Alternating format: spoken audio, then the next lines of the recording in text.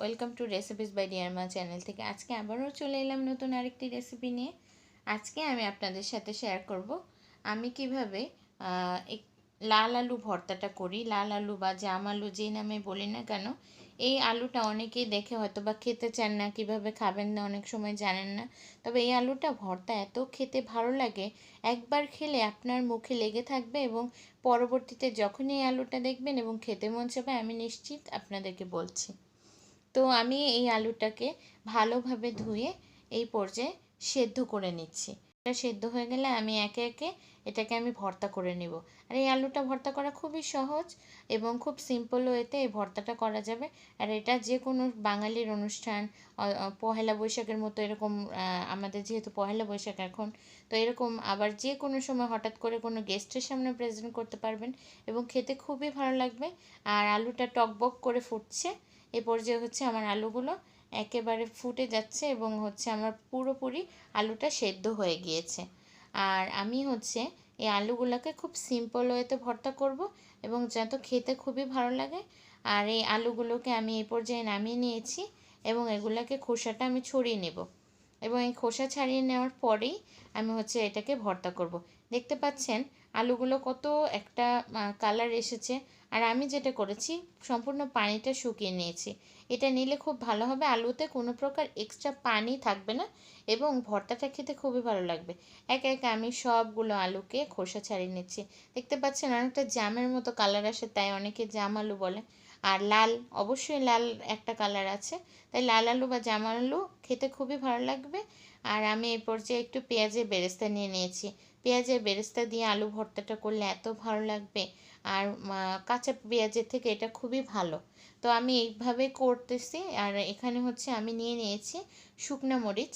আর শুকনো মরিচ দিয়ে ভর্তা করলে, আলু ভর্তা যেহেতু, আর শুকনো মরিচ আর আলু ভর্তা একটা আরেকটার সাথে রিলেটেড, তো আমি একে একে এখানে শুকনো মরিচ, লবণ এবং হচ্ছে পেঁয়াজের বেরেস্তা দিয়ে দিয়েছি। আর এই আলু ভর্তাটাতে আমি কোনো প্রকার তেল ইউজ করব না, কারণ পেঁয়াজের বেরেস্তাতে তো একটু তেল আছে।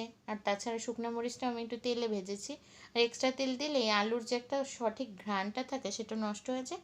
তো আমার হুবহু ভর্তার রেসিপিটা আপনারা যদি ফলো করতে চান তাহলে তেল না দেওয়াটাই বেটার।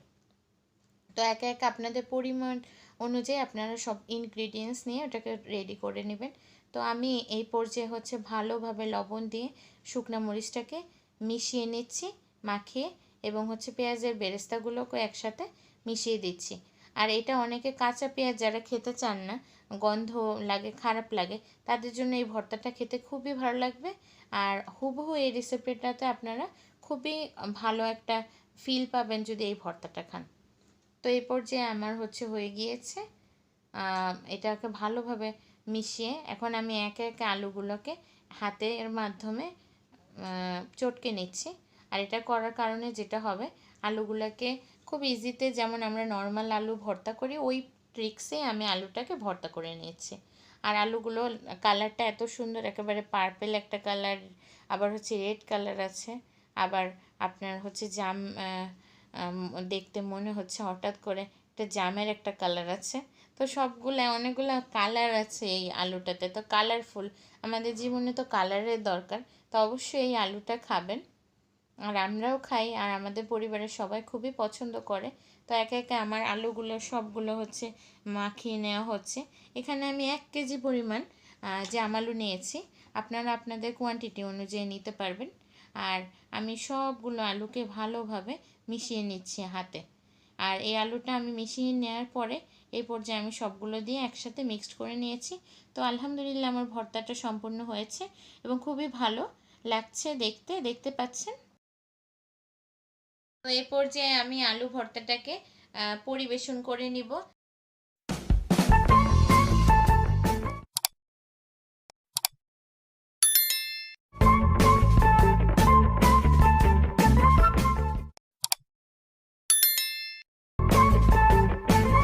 গেল আমার হচ্ছে লাল আলুর ভর্তা কমপ্লিট।